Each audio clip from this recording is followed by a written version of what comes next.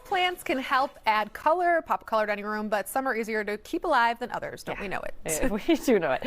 Garden Guy Dale Kay is live for us this morning with his list of the top 5 house plants that we like in our homes and 5 essential tips to keep them healthy and looking good. Good morning, Dale. You're looking good. Hey, good morning to you, Hannah. You kind of hit the nail on the head. What are the best? And then kind of how to take care of them so they stay looking the best.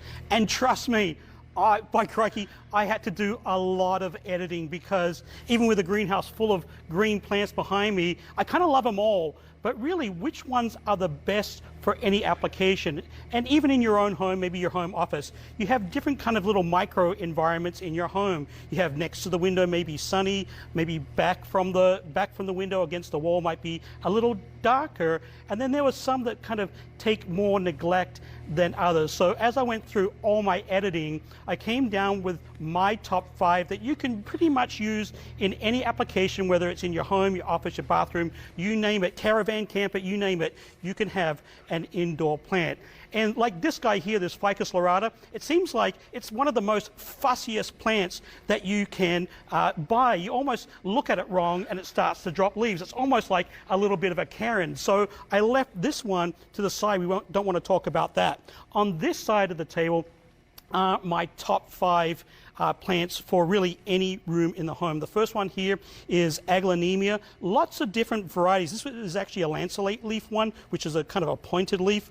But all of the Aglaonemias, they're kind of like the traditional kind of interior scape plant, very well suited to indoors. But the best thing about them is they do provide lots and lots of oxygen. They're a great oxygenator for your home, which is a really good benefit. This one here, kind of a plant that's on trend. Again, many different varieties that you can choose from, but Calathea, doesn't matter how you pronounce it. It's a great little house plant for a table next to a window, will also tolerate low light as well. You can't go past pothos. It's been around since the dawn of time, and for good reason. It's super hardy. It is somewhat of a trailing plant, so it makes a good hanging plant.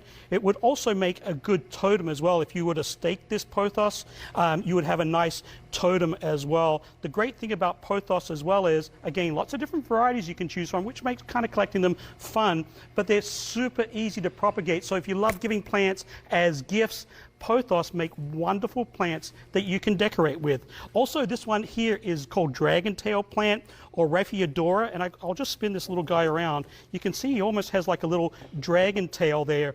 And I got 2 kids. Claire has a little bit more of a green thumb. Thomas, his thumb is brown, but even in his downtown Chicago apartment, he gets this one to thrive. It's almost bulletproof. And then rounding out the top 5 is this one here, Maranta. Back in the 70s, my mom had a lime green couch. She had a lime green Maranta right next to it. I thought they kind of blended in with each other. She should have had the orange couch, I think. But this one here, the leaves are almost majestic. It's almost like art. It's like nature's art. So Maranta is a great plant. Now, how to keep them alive? Firstly, if they're by a window, what I do once a week is just rotate them. Just rotate them like 180 degrees.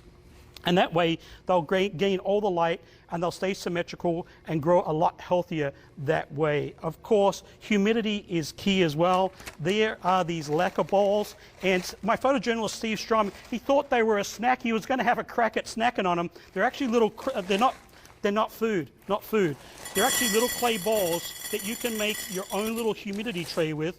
Just pop a little bit of water there so the plant isn't sitting in water, and then that creates a nice little bit of humidity in your home. You could also use a humidifier just like this one, spray the leaves maybe once every other day. That will help keep up the humidity in your home. And I'll see if I can get, this one's kind of like a little electronic. Oh, there you go. See?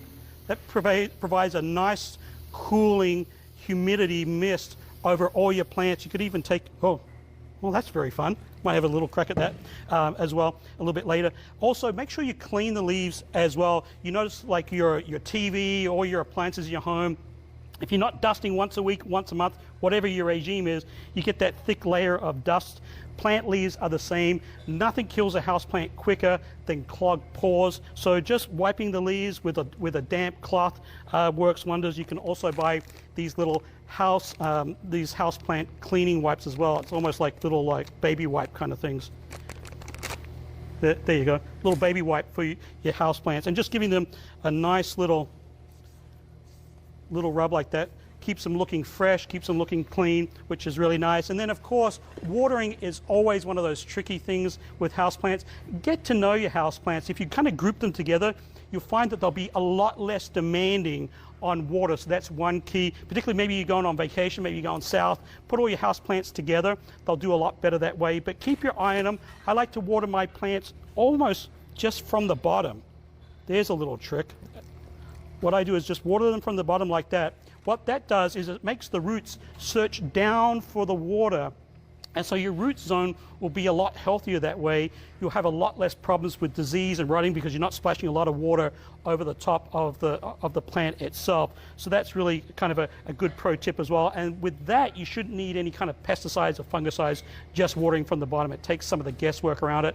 In my home, I'm about once every 1.5 weeks, I'm going around and watering all my houseplants at least once a month, cleaning the leaves. I'm not one of those people that likes to clean like every week. I'm not that person. I try to do it once a month, and then that way you'll have good looking houseplants. A little bit of fertilizer when it gets a little bit warmer out. That'll be Bob's your uncle for your plants as well. With that, back to you guys. Bob's your uncle. Thank you, Dale. We appreciate it. I love the houseplants, and I go through phases. Sometimes they look fantastic, and then it's like 3 weeks. I'm like, oh, the houseplant. What did I do to you? Oh, man, we appreciate it. Thanks, Dale.